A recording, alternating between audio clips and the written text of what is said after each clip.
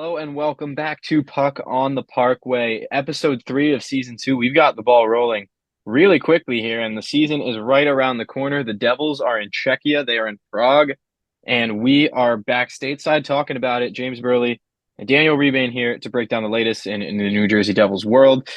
Saw some great content on social media in Prague. I could watch a million episodes of Patrick Elias showing me around Czechia. Love it. Um, that was just so cool. He's just such a great dude. Just such a great dude.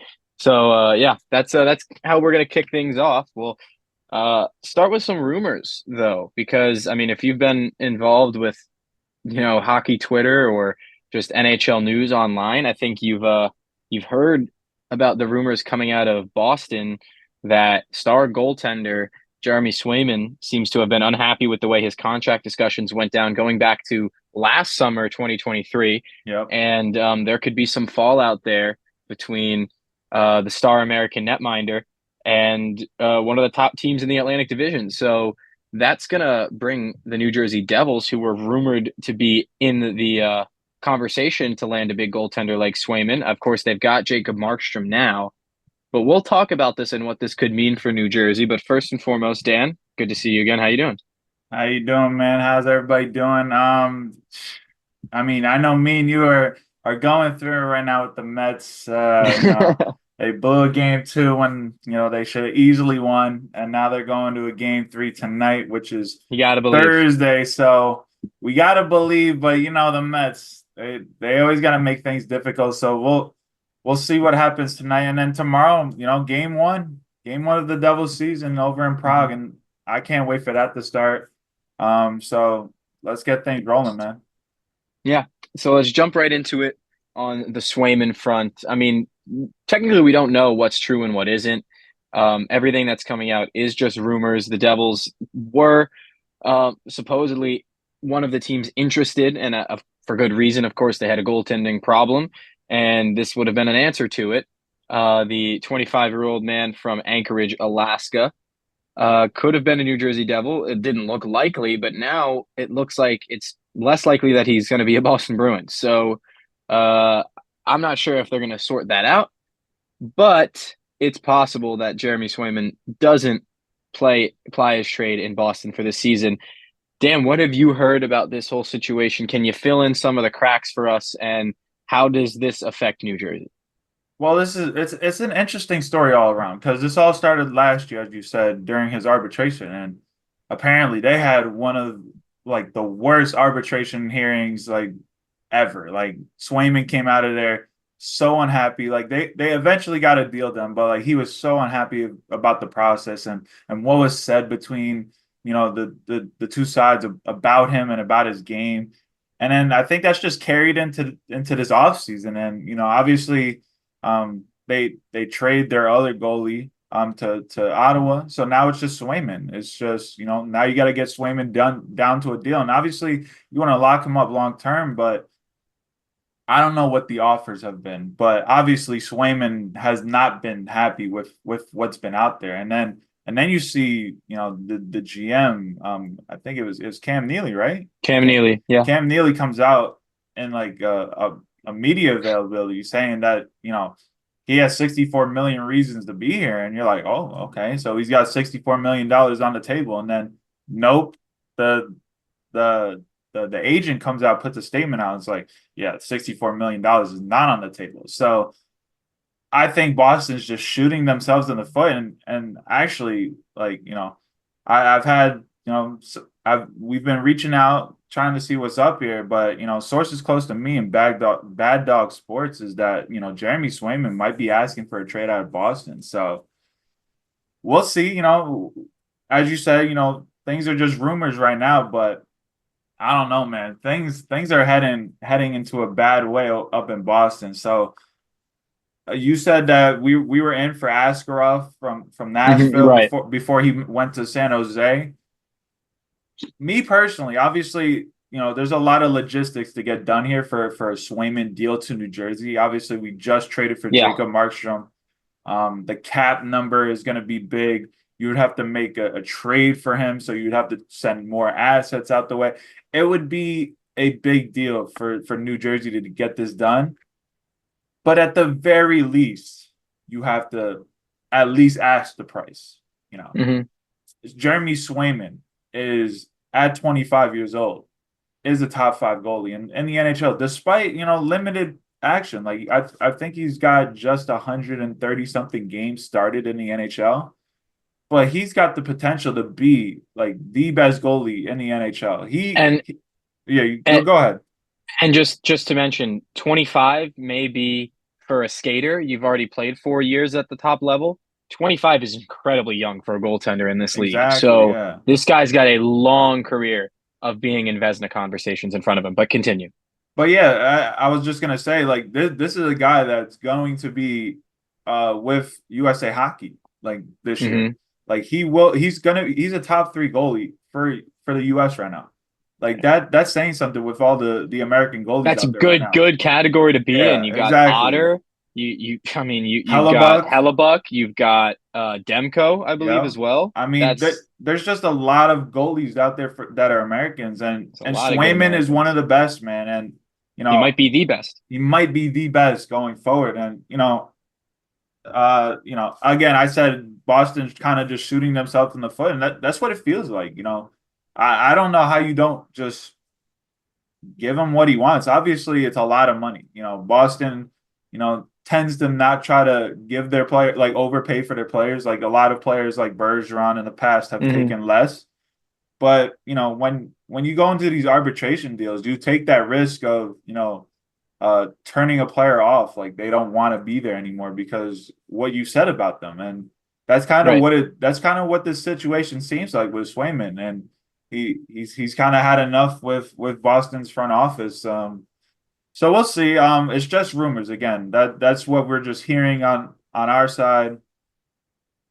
Something maybe they eventually get a deal done, and it doesn't mean anything. But what if he does ask for a trade out? Like, what does that do for the entire NHL? Like, I would love for him to be a Devil because I was going over this in my own head. Like, you'd have Jacob Markstrom and Swayman, 1A, 1B for year one, and then you kind of transition Swayman into that starter for year two and kind of, lean on Markstrom whenever you need. And then after 2 years, you let Markstrom walk, and then you got Swayman for 6 more years as the clear number one starter. So I think, taking the money out of it and the assets you'd have to give up, it'd be a perfect situation.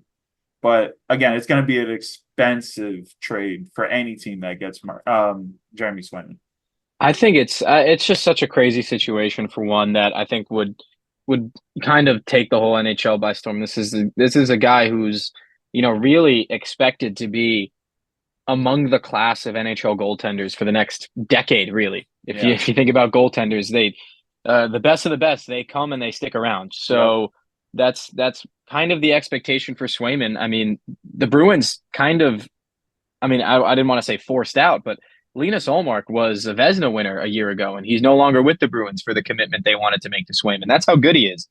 And to hear some quotes that Swayman said about the 2023 arbitration process, saying that he was unreliable in the playoffs. He played one playoff game in Yeah, 2023. He exactly. played game seven, and I think that was an incredibly unfair position Yeah, they a just threw him then in there. to put a then 24-year-old in after 6 games where he didn't play a second. So, or maybe he did get in off the bench for one of the games that they had lost. I don't remember, but either way, But that whole some situation was weird because the whole so weird. season they would go back and forth, back and forth. They get to the playoffs and they just say, "All right, Allmark, it's your net," and then out of nowhere they just say, "Oh yeah, Swayman, go for it, bud." I think there were some things in Allmark's game in that series that earlier than game six might have suggested, hey, you can continue to split some time here. I know it's a little different in the playoffs, splitting time. You want to have consistency, stability back there. But to then turn around and say, hey, we're not going to pay you as much as we could because you weren't good enough for us in the playoffs is incredibly disrespectful considering the position that they put him in. And I don't know if there's been turnover in the Boston Bruins front office in the last year and a half, 2 years, but I remember in November of 2022, them signing Mitch Miller and that starting a whole can of worms and it I prompting think it's not the only same people, same yeah, not people. only prompting the fans of the Bruins And players such as the captain at the time, Patrice Bergeron, coming out and saying this seems like a mistake, like a slap in the face to the guys who are in this locker room. Only then, and a statement from Gary Bettman, did they turn that decision around after a couple days. So this is a tone deaf front office. It seems that a big player in the NHL might want out from. Again, fat chance he comes to the Devils, right? But Yeah. I think that there's a pathway, perhaps, where they can work out a deal where he won't want to do this, but you can combine Markstrom's role and Swayman's role for at least a season or two, and then move on from that. Or if you send Markstrom away, you've still got Allen around for another season. So there's something there that the Devils could work on if they really really wanted to. But like you said, it would be so expensive, more expensive than what the Bruins are paying at this rate. So I think that it's a long shot at best, but it's we'll keep our eye on it because if Swayman's not a Bruin, their playoff chances plummet dramatically, and probably I think the tightest division and maybe the Central and the Atlantic for me, the two toughest divisions at least at the top. So Yeah. and perhaps the Atlantic all the way to the bottom because you're gonna have what Montreal, Buffalo, and Ottawa fighting it out, and those are all three teams that have a bright future. So I think that division's really tough to figure out. And maybe we'll do some division predictions towards the later part of this show. But yeah, I think that's just about all we can say about Jeremy Swayman right now. And I think, like I said, we'll keep our eye on the situation. Not sure how or if it could affect the Devils, but um, it's going to affect the whole NHL one way or the other. So let's talk a little bit about some hockey on the ice because we've had some of that to look at, and I think we had a fun one, really a fun Yeah. back to back against the Rangers with the prime guys on the NHL squad, all in Czechia, all in Prague for this week's games against the Sabres.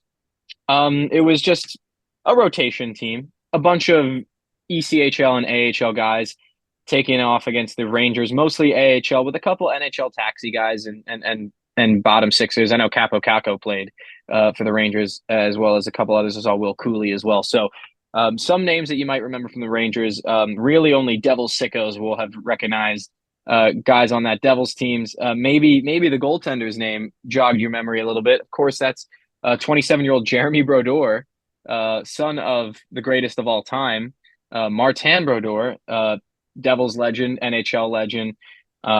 His records will never be touched. No one's ever going to touch that wins record. 691, 688 with New Jersey.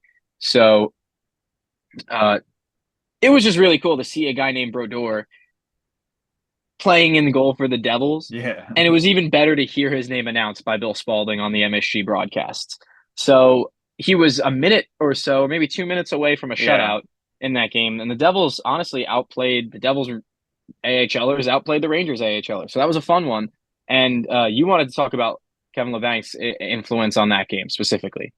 Yeah, just overall, like when we knew that these games were going to be like all AHLers, ECHLers, prospects, I was like, you know what, that's going to be tough for them. But you know, without the Devils going to Czechia, some of these players might never have gotten this opportunity. So, um, these two games were actually pretty fun to watch. The first one at home, as you said, it was AHL versus AHL, Utica versus Hartford. And the Utica Comets came out and showed that they were better than the Hartford Whalers right now. And then Jeremy Brodeur just, first ever game playing, I believe his first ever game playing at the Prudential Center. Second overall game playing for the Devils. And he puts on a show. I mean, you said, I think I was just making like memes all night. It was like, oh, what a save by Martin. Oh, wait, that's Jeremy Brodeur. And then, he's just making cross crease saves. Mhm. Just his glove was amazing. Like his positioning was fantastic, and obviously he got that opportunity because of his performances last year in the ECHL, and also that got him a call up to the Utica Comets, and he was one of the best goalies in the whole organization last year. So shout out to him for kind of rebounding his career. I believe he said that this is going to be like the first time that he's with the same team for multiple years in a row. So, good for him that he's I'm kind of glad that that's New Jersey, right? yeah, he's carving That's out a role awesome. for himself, as like a mid AHLer, ECHLer, still professional hockey. So good for him. We've seen crazier stories where older goalies eventually make their way into the NHL. So, Hmm. he could keep that up. And then as you said with Kevin LeBanc, I think, we can talk about that second game as well, where the Devils go into MSG and you see half a Ranger squad that they actually had their first line out there. They had They a had couple of Panarin, guys. they Yeah. had Trocheck, they had that first line, but it was a mix. It was like the Devils' first uh preseason game. Um, and I'll say it. I think that first period was like one of the best periods I've seen of the whole preseason. Like, the AHL team took it to the Rangers at MSG. Like they took full they took their opportunity in full. And obviously they lose 5-4, but they get two goals late in the third period. And Kevin LeBanc, man, I think we got to talk about him making the team, man. He's shown that he still has something in the tank. Obviously it was a down couple of years for him in San Jose these last 2 years, but he's got that potential. I think, just having him even in like the bottom six, maybe even your middle nine, if you wanted to play him up, Hmm. he's got an NHL shot. And I think we saw that on his second goal of the game against the Rangers. I mean, he's got something to him, man. Obviously the team's over in Prague right now, but you can sign him up and he could be there for the home opener. Um, and why not put him on the fourth line sometimes? You already have Paul Cotter on the left. You got Curtis Lazar down the middle. Is there a need to run Nathan Bastian on that line for the full season?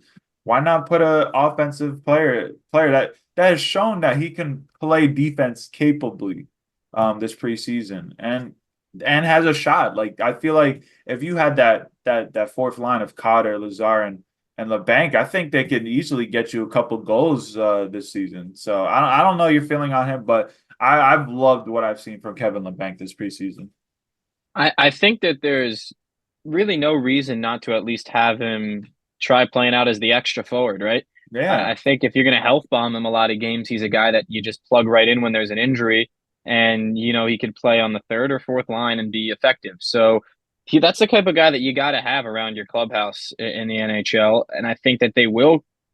Maybe I don't know. Actually, I mean, I can't say whether or not they're going to make an offer to him, but I think that there's a real possibility that either LeBanc or someone of his profile becomes that 13th guy for the forwards. Because I think that once the defense gets healthy, you're going to see whether it's Hataka or Kovacevic become that de facto seventh D man who's going to travel with the team just about everywhere. Who are going to be those two extra forwards? Do you carry two D men around? Do you carry two forwards around for your three? I mean, it's probably going to be the latter. So for me, I have no issue, especially given the way he's played, him being in the conversation for that fourth line night in, night out. And I think swapping him in and out for Bastion based on the type of team we're playing or the profile that we want for that night makes a lot of sense considering what Lazar and Cotter and Nason already provide. So I like that idea. Um, and I guess it brings us, should they bring in Kevin LeBanc, who are the scratched forwards, assuming the Devils are fully healthy. Well, all right. So obviously people aren't gonna like it, but Curtis McDermott's gonna be on this team, Hmm. no doubt about it. Like he'll be that 23rd man on the roster. Right. Um, unless something like major happens, he's gonna be on this roster. He actually brings flexibility where he can play defense on a pinch. Um, but yeah, he's gonna be on this roster. And then who would Kevin LeBanc be battling with? It'd be Nolan Foote.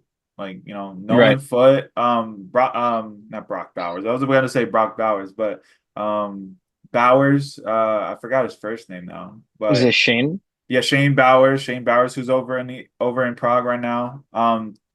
Who else? Chase Stillman from the Stillman, AHL. yeah, I think he'll be Like, in that like, conversation. but there's not many like, clear cut guys that have NHL experience that he'd be battling with. So I feel like if you want to say, yeah, I'll lean on Nolan Foote because he has to go through waivers and you don't want to lose him. Sure, I get that argument, but if there's a couple injuries, are you fine with putting a Nolan Foote on the third line for an extended period of time? I don't think I'm comfortable with that. Um, so I feel like Kevin LeBanc, gives you the best chance to kind of salvage something if there's a couple of injuries in that middle six, because he can play on a third line. He could even play probably on a second line for a couple of games if needed. So I think he'd be the perfect guy. And by the way, he's gonna get an NHL deal. Whether that's from the Devils, we don't know because he's only on a PTO, so he can easily sign. Like he doesn't even have to accept the Devils offer, even if they offer him. Mm. He can sign wherever he wants at this point. So I feel like he's shown that he's an NHL quality player right now, and I think he'll be on an NHL roster. Yeah, I think look, like I said, I think that you can't have enough of those guys, Yeah. And I think while you said some names there that like I wouldn't hate the Devils keeping around for a full season, whether they're taxiing between the AHL club and New Jersey or if they're just coming in and out of the lineup, a lot of those names are guys I wouldn't have an issue with, and I think that's a good problem to have. So whether or not they do make this play to keep Kevin LeBanc around. I'm not going to lose sleep over it. Although I do think I'm with you. It'd be a pretty good idea. It would make sense behind it. Um, with that said, though, I do think that this roster from top to bottom is pretty balanced, even as it is now. I think that there's room for improvement, of course, but I'm not sure how you feel about just the team as it is at this moment. Obviously, three defensemen injured, if you include Hataka. So those are guys who are going to play NHL minutes. Hataka won't be a regular in the lineup, but he'll play NHL minutes this year. I'm sure of it. Um, excluding the injuries, how would you rate this squad out of 10, or give it a letter grade, whichever one you feel more comfortable with?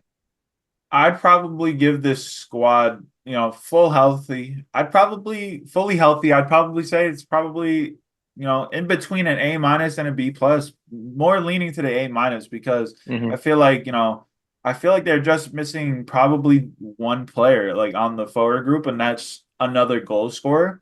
And I Mm-hmm. think they'll eventually get that, midway through the season with Arseny Gritsyuk when he comes over after his KHL year. I think he just slides into this team. I think that's why you haven't seen the Devils go out and get that guy because I think Mm-hmm. they kind of they're foreseeing that he's going to be here and they've kind of already penciled him in.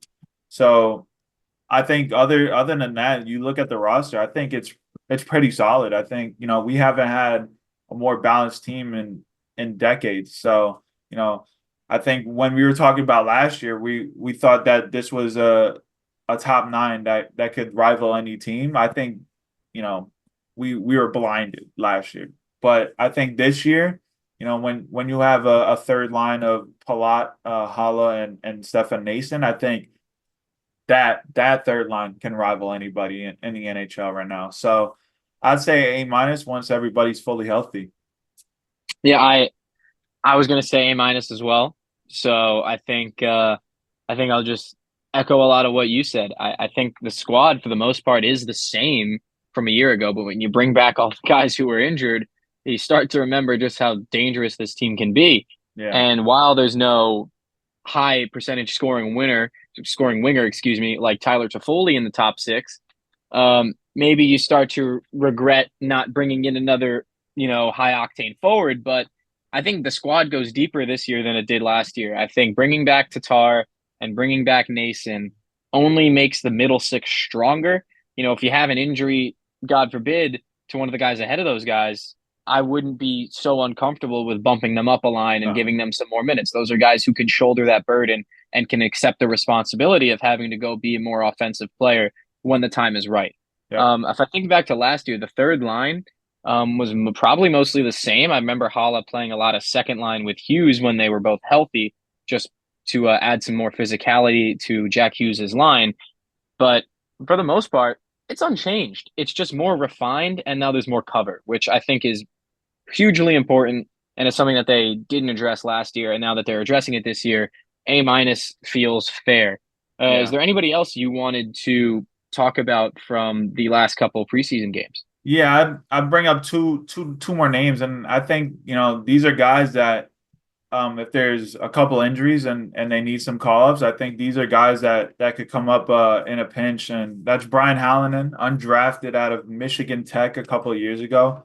I think he showed last year, he was coming off an injury to begin this season. I forget what he had, but he missed a lot of the season, but played 35 games, scored 20 goals down in Hmm. Utica. I think, he's a goal scorer. He's a power forward. Could throw the body around. He dropped the gloves in that second Ranger game.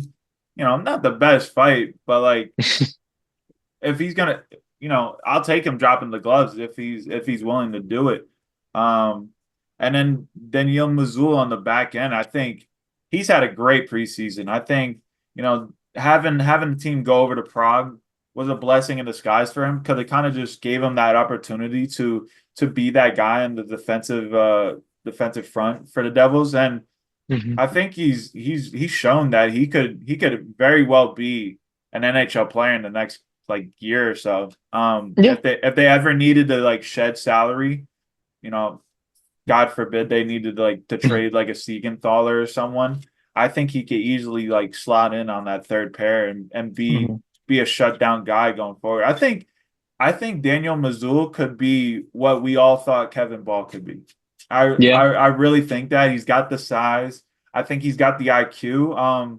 Obviously, and he's even shown that he'll jump up in the play. I mean, he rang a shot off the post in one of those Ranger games. I really liked what I've seen and like yeah, obviously he's playing in Utica, but I think people forget like he was playing in Russia for the first I believe 3 or 4 years of his career. So Hmm. he's got all this experience already, and I think he's just waiting for his opportunity to get that look for the main Devils team. Yeah. When you bring up any defenseman, it just reminds you just how spoiled the Devils are in this moment of time to have so many good young defensemen. I just really don't think there's a place for Missoula to come in just No, quite not yet. yet. No, And I think the Kevin Ball comparison is fair. Um, I think Kevin Ball had a really good 2022-23. he did. I think once, Graves and Severson left and it became very apparent that he was going to have a bigger role, Yeah, maybe he wasn't fully up for it, but he wasn't bad last season either. He was a bit average, I would say. Bit above average maybe. He had his moments. There were times where he didn't look like he really skating wise looked like he belonged, but the size was never enough of a factor. yeah. Is Mazul's game, as someone who's watched him a little bit more closely than I have, is Mazul's game more physical? Is it more like he brings it to you? Because Kevin Ball, for as big of a guy he was, and he used his size well, I think in the D zone, was good in corners and was good in 1v1s, but I was kind of expecting him to go out and steamroll some guys some games, make some statements, and that wasn't much of a thing in his game. I think Brendan Dillon is a guy who's going to provide that, right? Is Yeah, is that sort of something that Mazul can do? yeah, I think that is exactly what Missoula can do. I think that was one of the main points we were missing from Kevin Ball. We're like, yo, just go and run somebody over. Like if it's Like, a just penalty, be be if be it Volchenkov, man. if it's a penalty, whatever, you take the penalty. But like go hit someone, go intimidate some Hmm. people. And I don't know the specific numbers for Missoula with hits wise, but he's a willing, guy to throw the body around. He'll hit some people. And I think he's shown that like he's not scared of nobody. I think, he was mucking it up with Rempe in front of the net at MSG. Hmm. Like obviously, Rempe's a tall guy, but like he was showing he was putting his own up and trying to clear the net for Isaac Poulter, and he was doing a real good job. So I think he brings that physical presence. His skating is pretty good for how big he is. Like it's not like overwhelmingly like great, but like he gets up and down the ice and he'll jump in the play whenever he needs. He's got a shot on him. I'll say that. So obviously you said there's no room for him right now. But I think we'll get to a point where he'll be able to show his stuff at the NHL level. Whether that's this year through injuries or next year at some point. Yeah, and just to echo that again, the defense depth that the Devils have, at least at the prospect level, is Yeah. so deep. And I think that's a good thing to have moving forward, especially considering how lackluster the blue line was last year. I'm going to talk for a bit about a guy who well, I think he won't get the chance to play at the NHL level this year because he's contracted to the Utica Comets, but he's been a consistent point getter now everywhere he's gone, whether that be at the junior level or for the Comets or for the Adirondack Thunder as well, where he was a point per game player. He had, I believe, 15 goals, 30 assists last year in about 70 games with the Comets. So this is a guy who's going to continue that upward trend, and that's Xavier Perrant, who did exit injured earlier in the preseason, but I do think is a guy that Devils fans should be aware of moving forward. Yes, Gritsuk is going to come in. Yes, Lenny Hamanaho is going to come in. Those guys are probably going to get plugged right into the NHL, if not briefly with Utica and I guess Hamanaho's case. This is a guy who can come from within the organization, and if he can continue this upward trend, this is where it gets really hard, right? The transition from AHL to NHL, the speed itself, the goal scoring, and the goaltending. Number one is what changes the most. Xavier Perrant is a guy who's scrappy, not the biggest guy, but he's a scrappy guy. He's a fighter. He can play in the middle six. I think he could play just about any role on the ice, and he's a good point getter, a good playmaker. I love his game, and I think he's a guy that I'd like to see stick around in New Jersey longer. Again, though, his next jump is going to be the most difficult. If he can make it, I'm going to be very bullish about his chances as an NHLer in the future, the 23-year-old. So how do you feel about him? I think we brought him up last year, and I love Xavier Perrant, man. He just shows a different, style of hockey that you would see out of like a smaller guy from him. He's not scared of nobody. He'll throw his body around if he needs to. And you bring up a shot. I mean, you can say he beat Igor Shesterkin last game. He just hit the post. Yeah. I think his skating is good. I think his shot is good. His IQ is fantastic. His playmaking ability is up there. He's just gotta. I would say he just has to be a bit more consistent at the AHL level, and then I think he'll eventually get that NHL contract, that two-way deal. But yeah, I love what I see from him. Unfortunately, he went down in that last Ranger game, so we'll see what happens there to see if he misses the start of the season for Utica. But I love what I see from Xavier Perrant, and I think he could be. I don't know who said this. I think I saw it on Twitter. Someone said that like he reminds them of Steven Gianta. I think if you say Steven Gianta that could actually like put up some points, I think that's a perfect comparison. Steven Gianta, if he were a top sixer, maybe, like I see the tenacity and the speed and the fight in his game as a shorter guy. I see a little bit more Brian in him than I see Steven, I would say. And I'd also say maybe a little Nathan Gerbe. He's not quite as short as Nathan Gerbe, but that play style I think is there. Gerbe was a playmaker and a sniper at the same time as being a scrappy guy who was good defensively, despite being so short. So shout out to anybody who's 5'8". That's my height. Xavier Perrant. I hope you have a long and illustrious career in the NHL. Keep putting the short kings on the map.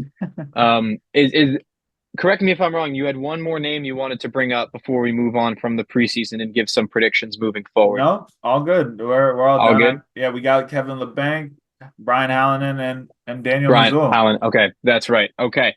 So let's talk a little bit about this opening night roster that we're going to see against the Buffalo Sabres. Speaking of a prospect, it's a good segue. He's not a prospect anymore. I guess you can't really call him that. I guess he still could kind of. But I think the forward core is pretty healthy. No complaints there. I think Hughes is coming back from an injury, so maybe there's a caveat there. Bastian coming back from an injury as well. Timo Meier played most of last season injured, but is fully healthy. And this is something that I've been waiting for forever for Timo Meier's case specifically. So if we looked across these lines, Meier, Hughes, Bratt, Tatar, Hischier, Mercer, Blot, Hall, and Nason, and then Cotter, Lazar, Bastian. That's pretty good. And then we talk about the D. Yes, some injuries here, but Brennan Dillon, Dougie Hamilton. It's a really good top pairing. Siegenthaler Kovacevic. It's a really defensive second unit. I love that. And then the third one, you've got some good balance, but you got some great skating and firepower with Seaman Nemec, who is healthy, and Seamus Casey, who makes the squad in Prague.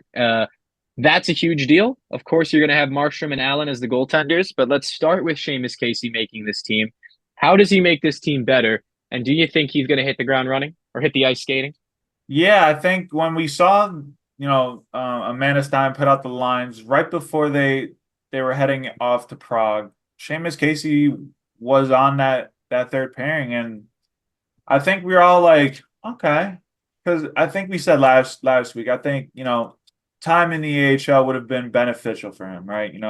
Overcooked down there before you make any mistakes up in the NHL. Mm-hmm. But you know what?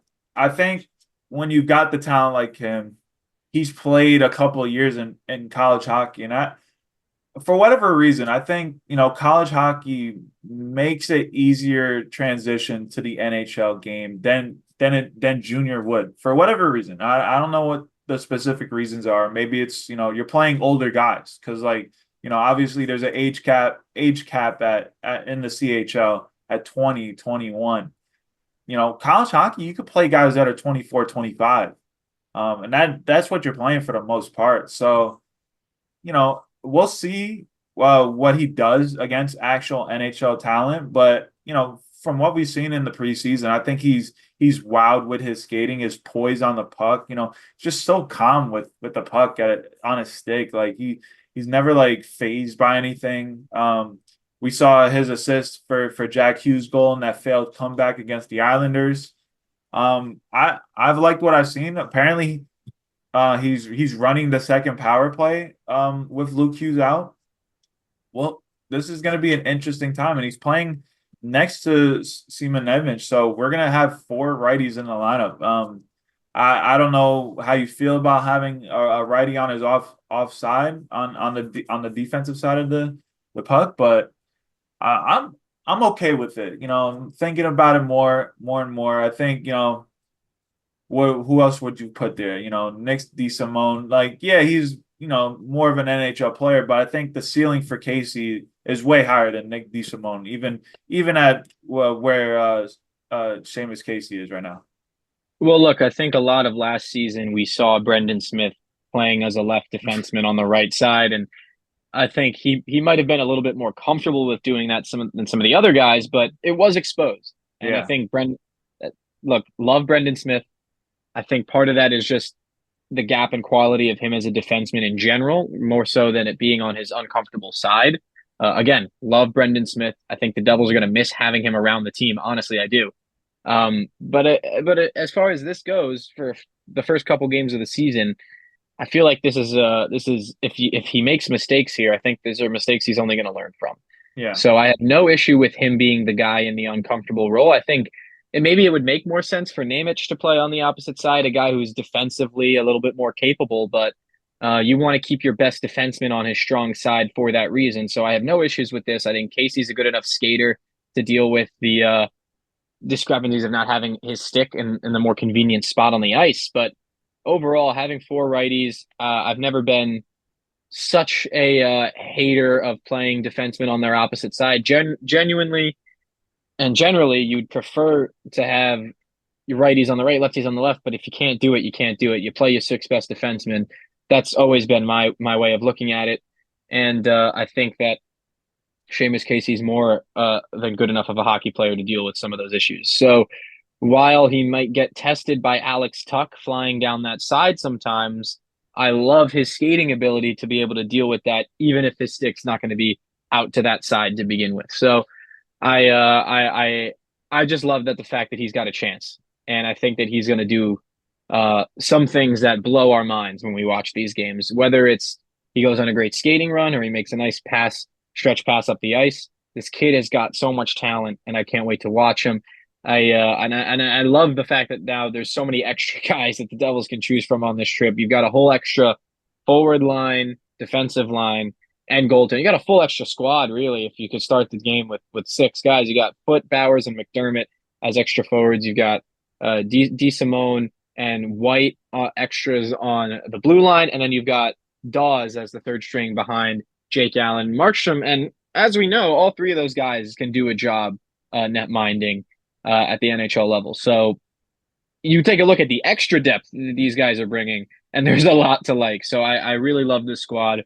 I'm happy for Seamus Casey first and foremost, but I'm also excited to see what he can bring because I know he can bring it, and I think that he's good for maybe a point in this first game or two. I think I wouldn't be.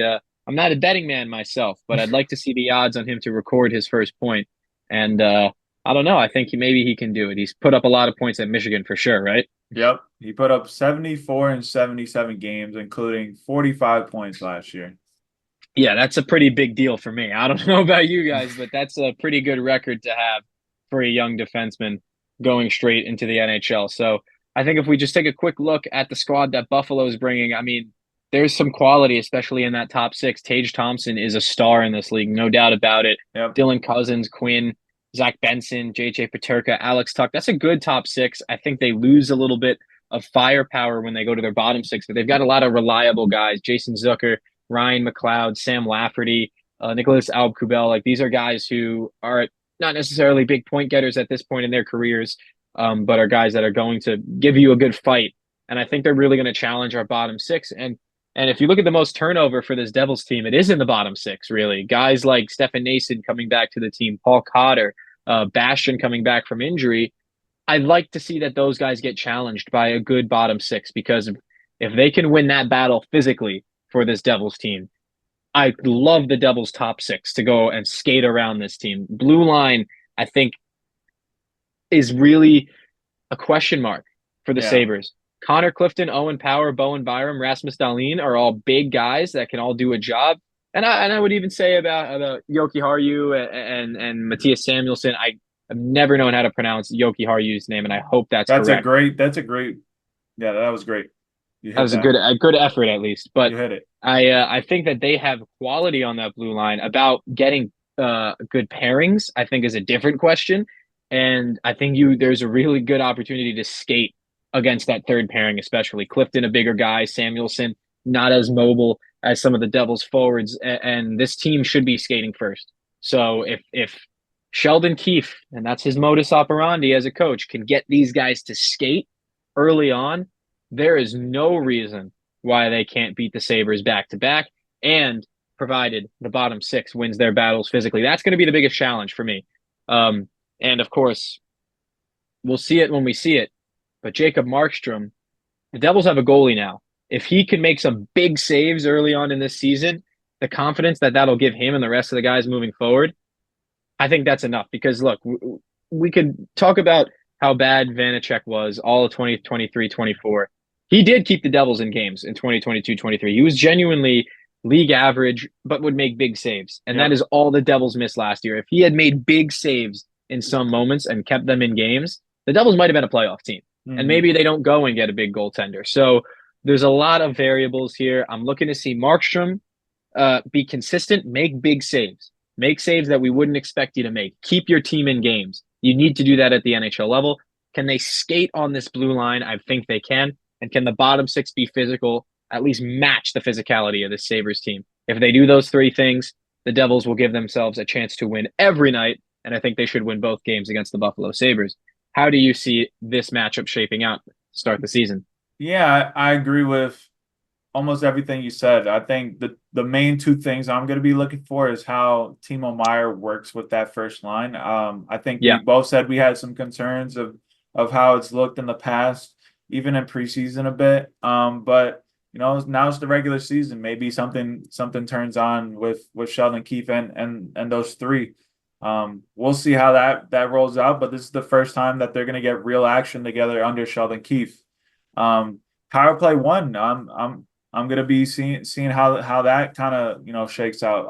Are they gonna be the first half power play that we saw last year, or is it gonna be more of the It's second half of the going year to be where they in couldn't score? 2023 or 2024. Once Yeah, it came January, they couldn't do anything, man. yeah. So those are the two things up front I'm gonna be looking forward to. Is Timo Meyer, or is he, double MCL injured Timo Meyer? So we'll see about that. And then in goal, Markstrom's going to get that first game. I'm not worried about him, but, you know, these games are back to back. Friday, tomorrow, or you'll be listening to this podcast today. You know, um, Markstrom's going at 1 p.m. Eastern time.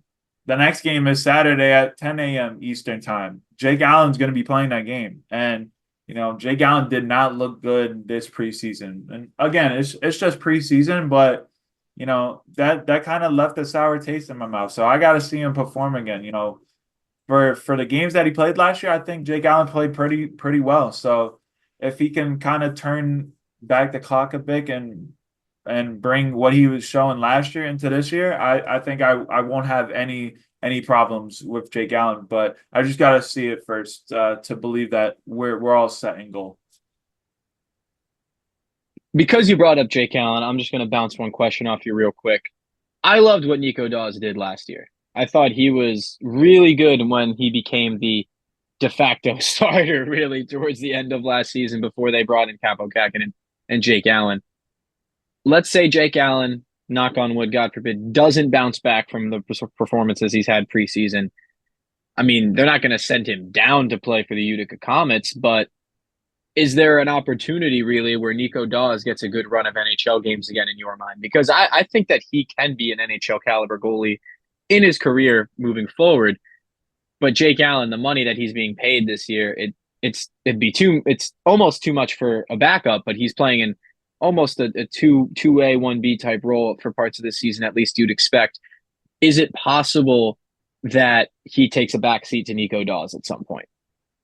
So if he's struggling, I'd say for like the first couple of months, because that's what it would have to take. It would have to take like a couple of months of him, like, oh, I don't know, he's not consistent. Like, yeah, he gets wins here and there, but he's not even looking good in those. I could see a scenario where, he's only got 1 year left. So and this all kind of prefaces that Nico Dawes is performing in the AHL.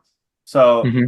if Nico Dawes is shining in the AHL with the Utica Comets, and Jake Allen's struggling in the NHL, I could see a scenario where the Devils say, we'll trade Jake Allen. We'll eat 50% and send him somewhere else to kind of recoup what we got from him, maybe get like a 4th-round pick or something.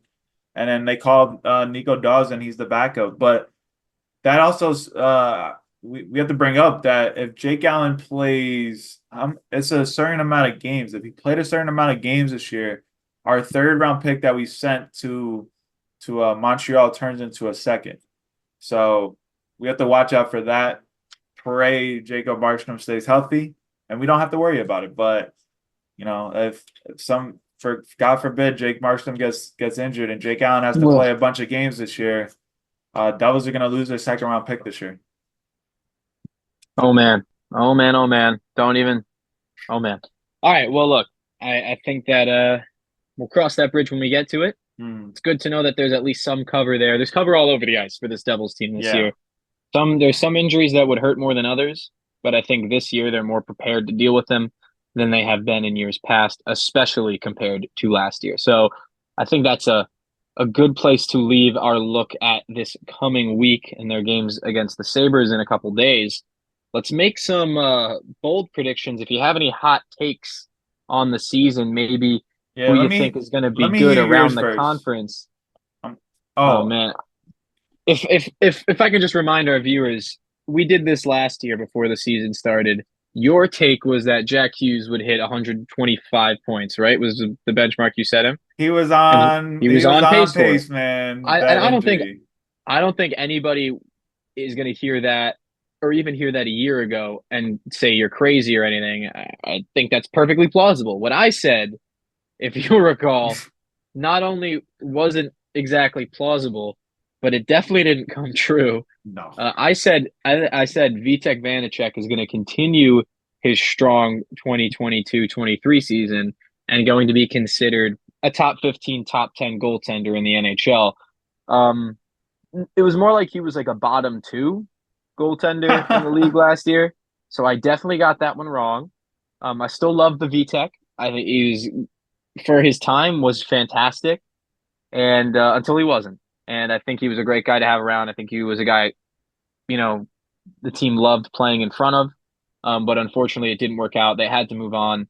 And now the Devils have brought in a more reliable piece in Jacob Markstrom, who was ninth in goals saved above expected last year per 60. So this is a guy that you can rely on in big moments. And maybe he's not a top 10 goalie if you pull the entire league, but he'll certainly be pushing that conversation if he can continue how good he was last year into this year. So to have a top 15 goaltender for the Devils, I think is a huge deal now that they've got it. With that said, I'm not going to make a goaltending prediction this year because I think that'd be silly. What I will say is, though, I think the Devils are going to have as many, and this is not so much a hot take, but they're going to have as many as five guys who hit the point per game mark. Okay. You I want to think name those five players? I'll name those five. I think Jack Hughes will stay Yep. healthy enough that he has at least 82 points, probably over 100 if he plays more than 75 games. I think Jesper Bratt is going to be an 82 point or thereabouts. I think Nico Hischier is going to be 82 points or thereabout.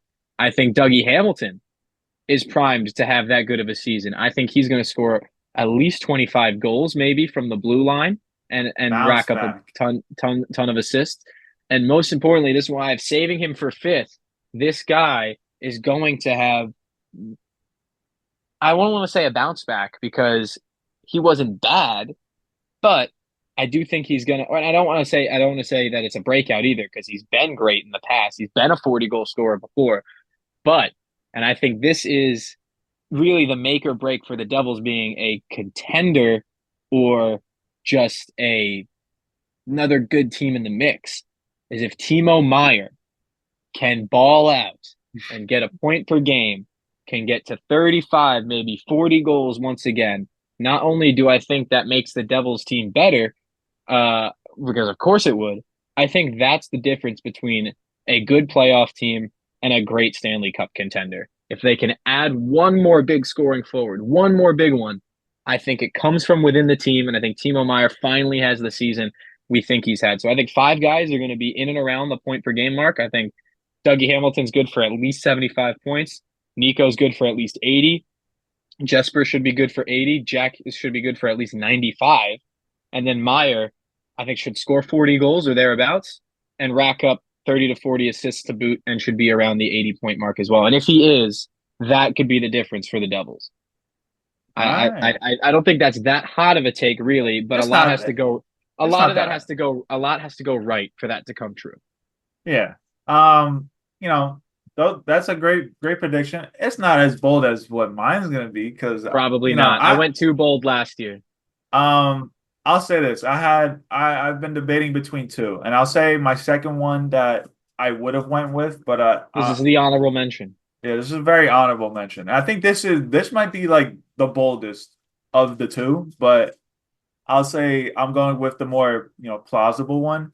But my honorable mention, Jack Hughes would have won the Hart, and the Devils win the President's Trophy. That's my honorable mention.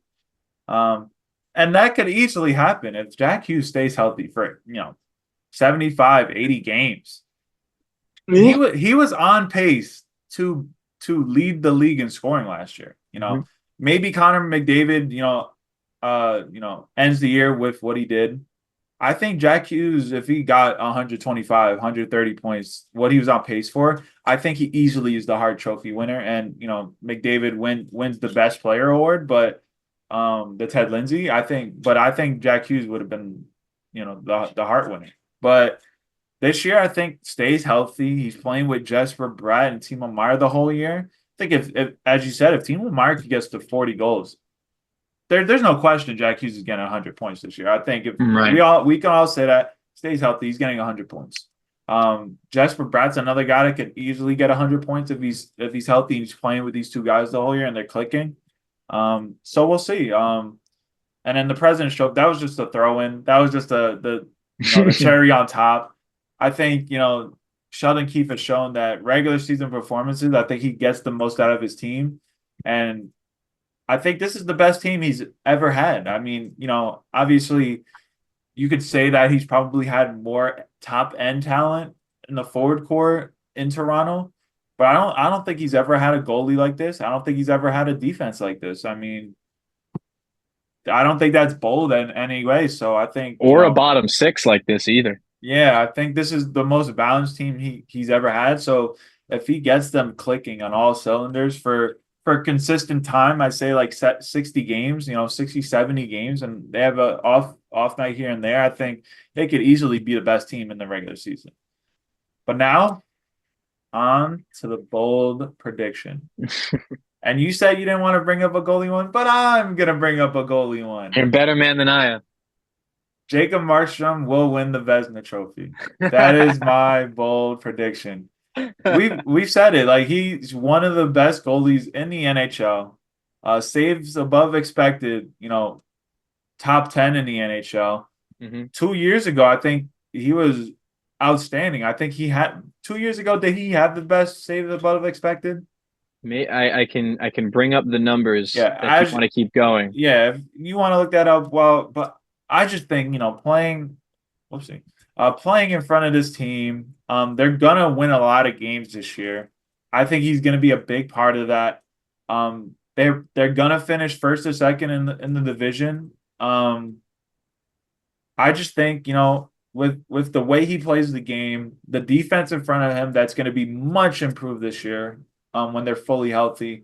And I just think he'll have the numbers good enough to be in that conversation to win the Vezina. And I think he'll get that nod if he has those type of numbers. And I think wins is going to be a big thing, because I think he could put up a good save percentage and a good goals against. But I think, if he's having like if he could push like 40, 45 wins. No, I don't know what some of these goalies are having nowadays, but like I feel like 40, 45 wins is like really good for a goalie nowadays. So if he can have like a 925 save percentage and a low twos and goals against, I think this could be the first Vezina winner since Martin Brodeur in a New Jersey Devils uniform. Well, that is a bold prediction. If amongst goaltenders who started 30 games or more last season, he was seventh in the league in goals saved above expected, top five in goals saved above expected per 60, and seventh in wins above replacement. So that's a pretty big deal. And that's on Calgary last year. Like they were still pretty awful team. They were like decent for average playoff pushing team. But not good. No, yeah, they weren't like they didn't have the best expectations, but like he was doing that in front of a decent team, and they were only decent because of him. Like, let's just say that. Like, if he's if he was Vitek Vanacek last year, they might be one of the worst teams in the NHL. So I think he comes in, he's got, a new leash on life. He comes into this team, and I think he performs in year one under Sheldon Keefe. And I think, Martin Brodeur looking from above, we got our second Vezina winner in franchise history. I can't say I see him being a Vezina winner. I think he can be in a conversation, but a lot of things would have to go right. And that's why this is bold predictions, James. This is bold. Yeah, no, I agree. But this is why we talk about him too. I think that if he has a great start to the season and can build up some confidence, and the team has confidence in front of him, I see no reason why he won't be in a top 5 conversation. I think right now it'd be tough to put him into a top 10 goalie list just because out of pure skill. Of course, yeah. But how often do we see guys go in and out of the top 10, or guys in that top 10, go through bad spells, their save percentage gets destroyed by a few games, their goals against average gets destroyed, and their numbers start to look a lot weaker. I think, with how good the team might be, I think that's a good pathway for Markstrom to get some recognition. And for another, I think that we've now reached a point where goaltending in this league at the top end, there's very little to split some of the best guys. So I think the Devils really made the right call going for a goaltender. I mean, an 8-year-old could have made that right call, but they did a great job bringing in Markstrom, and I think he's going to be a big piece. My question for you, and this is just a fun one, and we can wrap up the show after this Well, I for the just wanted to day. say one thing before you say Please, anything. please. Just imagine this year in the metropolitan area. We might have the three best goalies in the NHL this year. Mhm. There's a scenario where, the Vezina Trophy goes to Igor Shesterkin, Ilya Sorokin, or Jacob Markstrom. And Mhm. I don't think you could ever have said that all three, New York area, New Jersey teams have had like elite goalies in the NHL. I think, for a lot of years it was the Devils and Rangers have elite goalies, but now the Islanders have one too. I think we're blessed to have this type of goaltending in this area, and I think it's going to be real fun this year to have some goalie battles and at MSG, at UBS, and at the Rock. I cannot wait to finally watch some goalie battles. Yeah, and Markstrom also slammed the door against the Rangers at MSG last year. Yep. If anybody remembers that, as a Flame, of course, but that was a lot of fun. Couple of questions now I have to because you brought up the division. Yep. Is Markstrom the third best goaltender in the Metro now after Sorokin and Shesterkin? I mean, Frederick Anderson has his moments where he's maybe in that conversation. I think I don't want to say Tristan Jerry. I don't Mm, want to say no, Samuel Ersson. I think no. Charlie Lindgren, now that he's finally going to be trusted with a starter's load, has that potential. I'm not going to say he's better than Markstrom. And who am I missing? Who else did I not say? Who's in Columbus? Who's in Columbus? Elvis.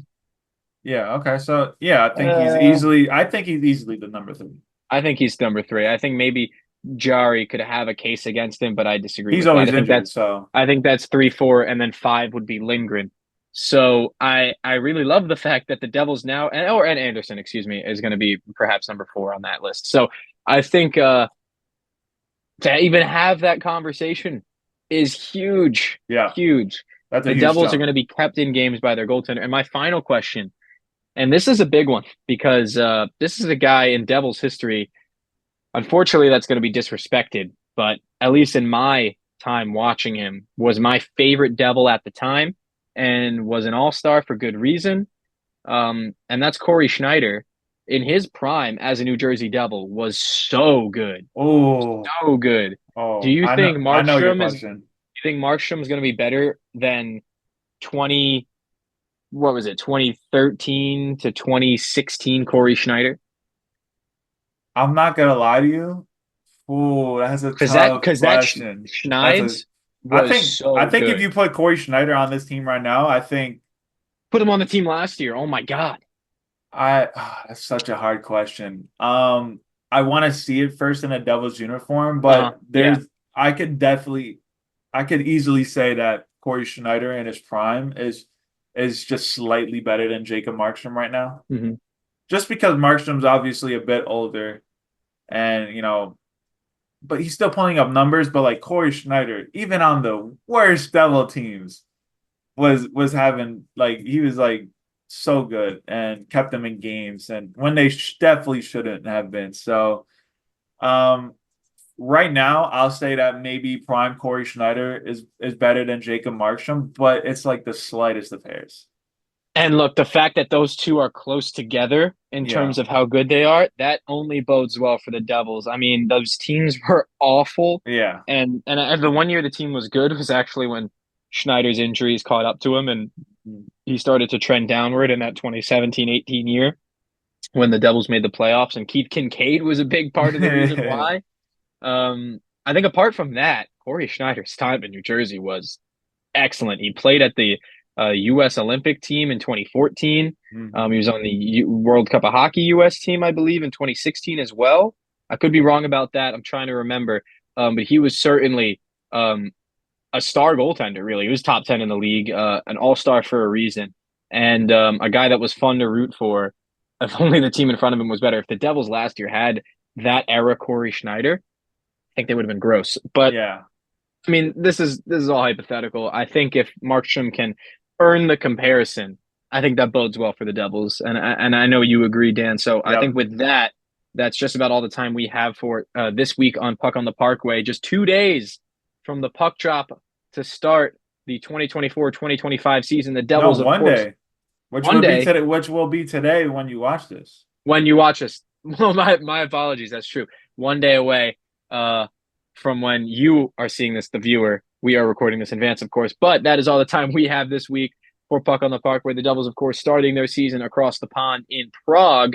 Go check out that video of Patty Elias showing you around the old city. You will enjoy it, I promise you. And I hope the Devils can start off the season with a bang and get some confidence under their legs, because this team has the quality to do something special moving forward. But you're going to hear more from us as the season gets underway.